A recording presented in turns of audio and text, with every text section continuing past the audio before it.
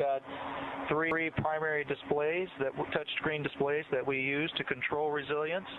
And so we can bring up our procedures, we can bring up maps that show where we are over the Earth, and it's actually quite nice, the touch screens that we have here for controlling resilience.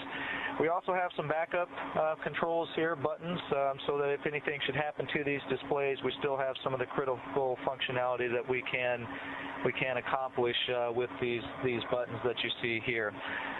So that's pretty much it here in the cockpit, and so now I'm going to pass you off to Ike.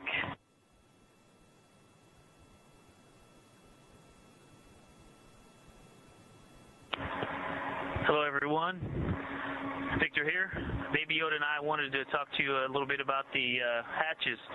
Just about 24 hours ago we entered resilience through this side hatch, and open that hatch again until we are safely splashed down in the ocean and the recovery forces are bringing us aboard the ship and taking us out of the capsule.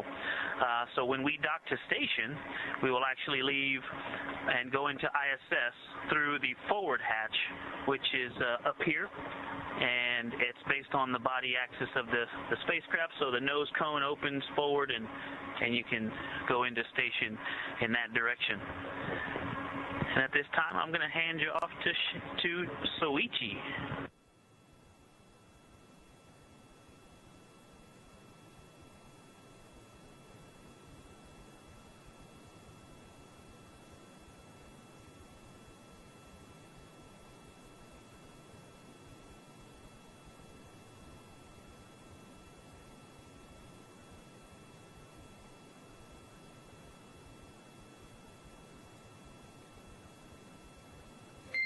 And Soichi, for awareness, we're not getting audio from you currently.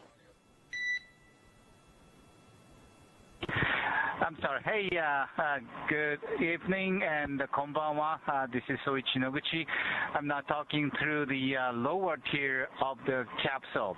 Many people see the seat, but Dragon capsule has amazingly vast area of storage. And I'm now sitting over the mid-deck lockers, and this is quite a roomy area. There might be some other creatures kind of slowly coming through you. And this is also a very important stuff. This is the storage area for the EVA equipment for us when we go up. And this is actually powered payload, and it is now powered, and it's like a refrigerator which holds ice cream. Science material. Science material for the ISS. Okay, that's the vast storage area underneath our seat. Now I'm going to turn over to Shannon.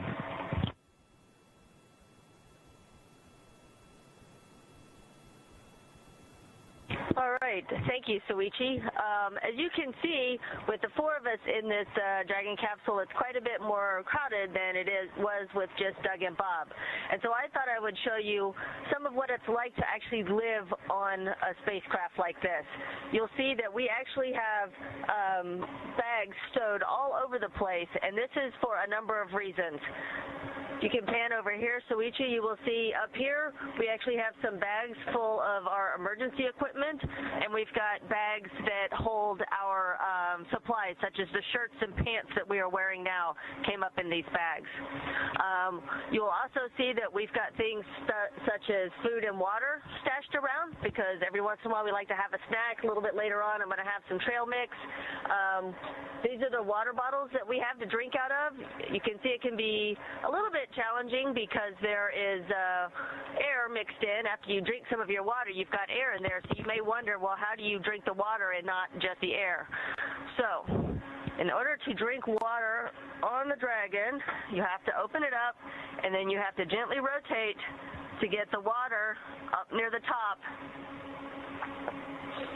and then you can take a drink. And the rest of the time you can just play with your air bubbles. So that's basically what daily life is like. We sort of dance around each other to try and stay out of each other's way, eat and drink, and wait for the next engine burn. So at this time, I'm going to hand you back over to Mike.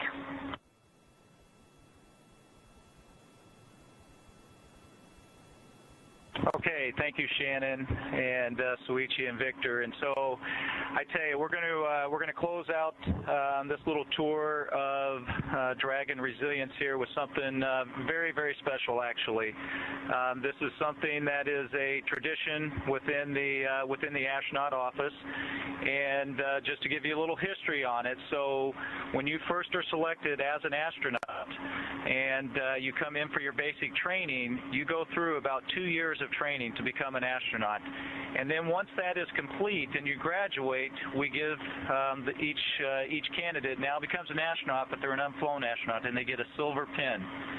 But once you've passed that 100-kilometer mark, you then get a gold pin. And we have one member of our crew who does not have the appropriate accoutrement for his uniform, and so we're very to be able to give Victor Glover his gold astronaut pin for passing 100 kilometers. Congratulations. Thank you. Thank you. Crew one. Crew one. Again, thanks everyone for coming out. This is just an unbelievable experience. It has been fantastic so far, and we're looking forward. You know, we're about 21 hours into a 6-month mission, and so we are very excited for us. And I think I'm just going to close it with all for one, crew one for all. Bye, everyone. Hopper, thank you so much, and actually thanks to the entire Resilience crew for that amazing tour and great event. Congratulations, Victor.